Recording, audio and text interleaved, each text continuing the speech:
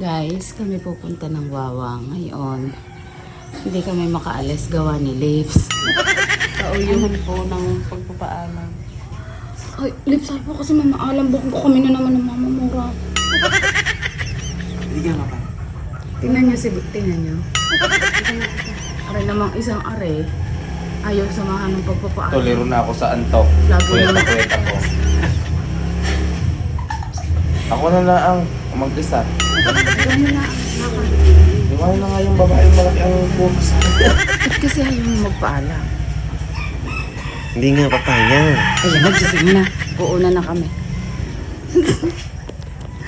Ikaw, Dory. Dali na. Ba't gusto mo magpapaalam? Nakakahiya kasi sa ama. Tapos, Kasi mapagmura kasama. sino ganado damay?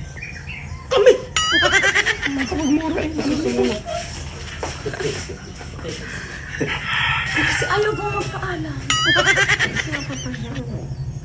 Ito na, wala nang paalam. Tara, let's go. Ayaw niyo din lang naman eh. Gusto ko may dalang kape. Tana. Kaya na rin daw ako gagamitin. Gagamitin. Taas pa sa akin. Yung babago kang nag-aaral. Ito ang pinagamit sa iyo, no? Di mo't laylay pa ang ano. Mauutas mo si Mano.